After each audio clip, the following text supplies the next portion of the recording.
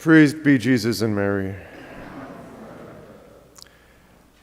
Saint Philip Neri, who we celebrate today, was born in 1515.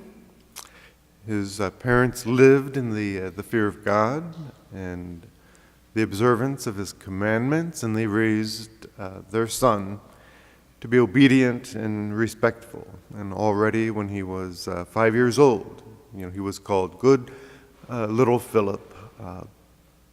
He lost his mother when he was still quite young and almost died himself when he was about 8 or 9 years old. He fell along with a horse from right onto the pavement from a certain height, and although the horse landed on top of him,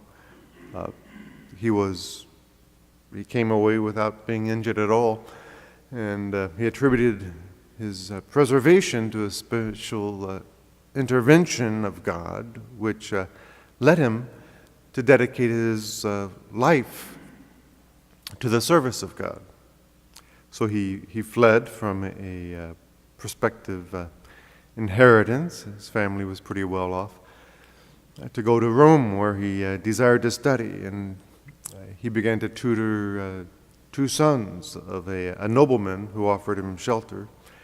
He led so edifying a life that word of it reached Florence, and his sister commented that she had never doubted that he would become a great saint.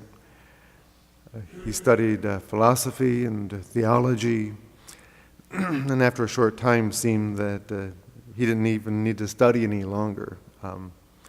So clear, were the truths of God in his mind.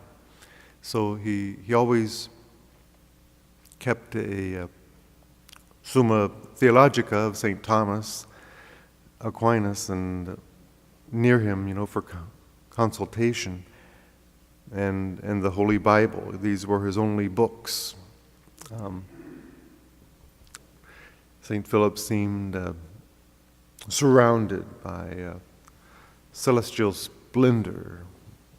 Holiness just radiated from him. The effect of his angelic purity, which he never lost despite the dangers that surrounded him in Rome. He always came victorious from every combat through prayer and tears and confidence in God. He often visited the hospitals to serve the sick and assist the poor. At night, he would go to the cemetery of St. Calixtus, and where he prayed near the tombs of the martyrs. And he eventually attracted a number of companions who desired to perform these devotions with him. And he loved the young boys most of all, and wanted to warn them against the world's seductions and preserve their virtue and innocence in all of its freshness. He would wait for them and talk to them after their classes, and many of them became religious and priests through his example.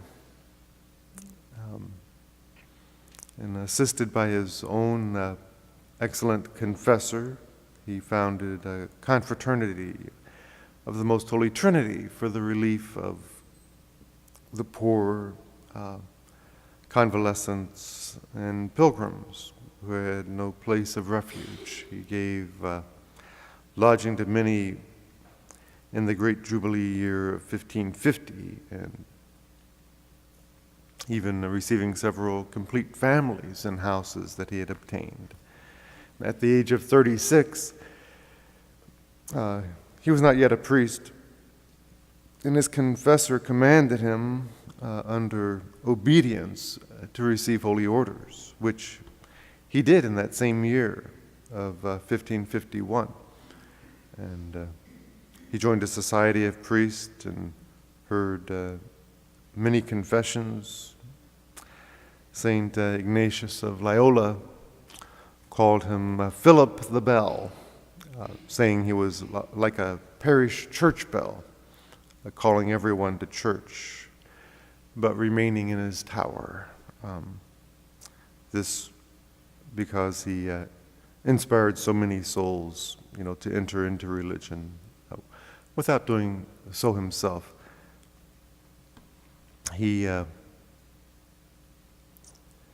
He wanted to follow the example of St. Francis Xavier and go to India with 20 young companions, but he was advised to by an interior voice to consult a saintly priest, and he was told that the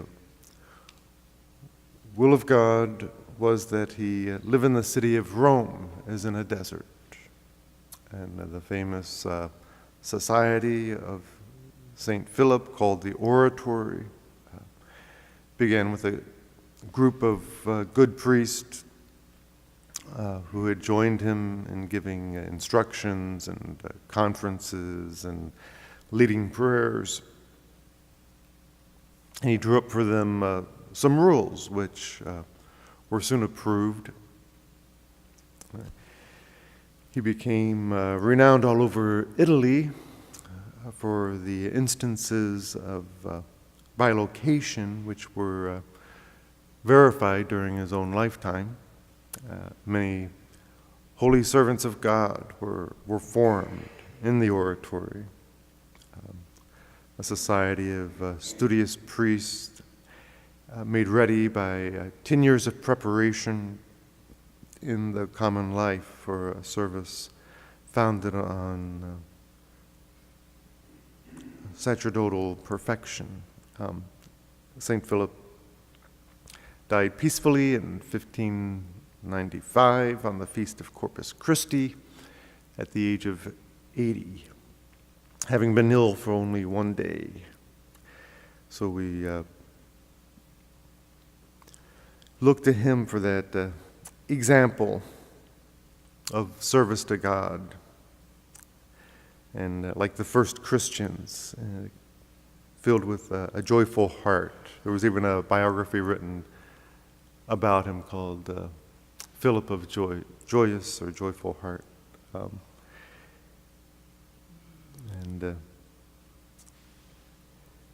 He said so as much with the true filial spirit, expanding the soul, and which gives liberty and perfection, to its action. That when we're striving to do the will of God,